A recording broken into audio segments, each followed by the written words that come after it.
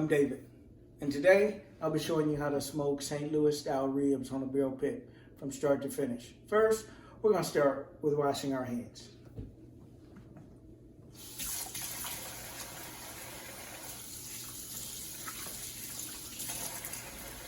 All right, let's get to it. All right, now that we have clean hands, we've already rinsed our meat. We're going to go ahead and start by pulling off the membrane. The membrane is this thin little layer on the back side of the ribs. It doesn't cook very well, and so you go ahead and take it off. For time purposes, it's already been taken off here. Take a napkin and just pull it off.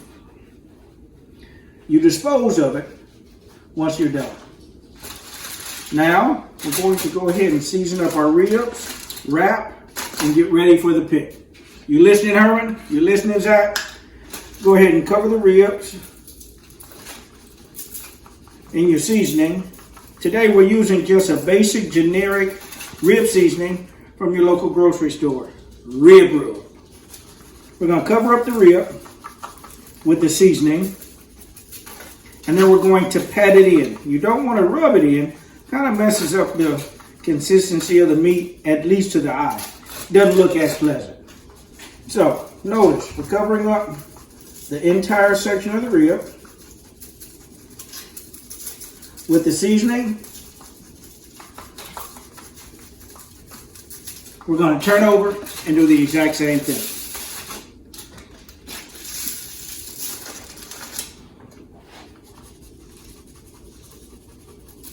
All right. A nice little coating on the top layer.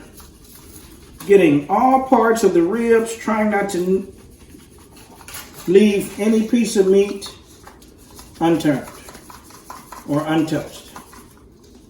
Getting down to the bottom here.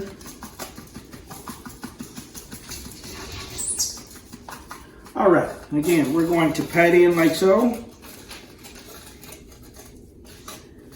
Then we're going to wrap in this foil.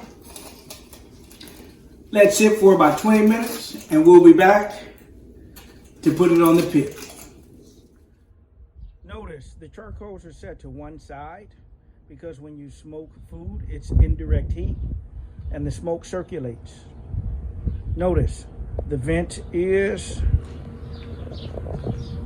this way and it will circulate the opposite way and the smoke will go out of the chimney. Now notice the temperature. This is the temperature we want, between 275 and 280. I particularly like 280 because the temperature will go down a little bit as you open the grill every blue moon, not too often. So notice how gray the coals are. They're good and hot.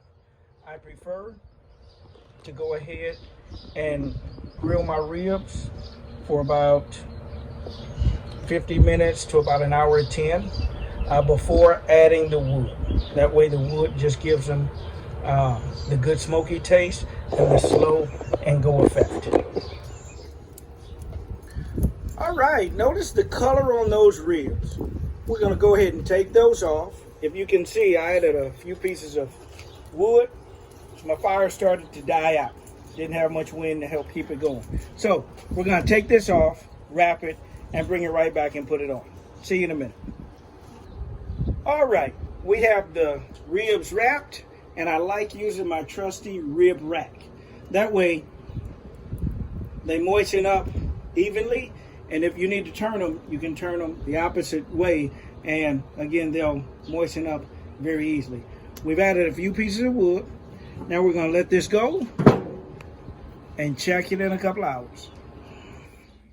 All right, it's been a few hours, and now for the presentation, which you've all been waiting for, especially Zach and Herman. Notice the smoke-colored foil.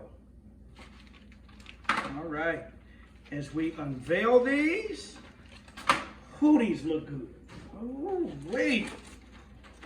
All right, Mr. Cameraman, come give us a closer look. Look at that. Look how that just comes off the bone. Look at that. Look at that. Just nice and tender. No knife required. All right, where is my first tester? Eric. Yes, sir. Here you get one of each. I know you're a growing young man. There you go.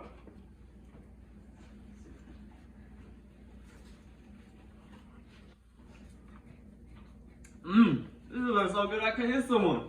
But look how good that is. I may want to tone down the taste next time because it's so good, I just got to write cross. Thank you. See you next time.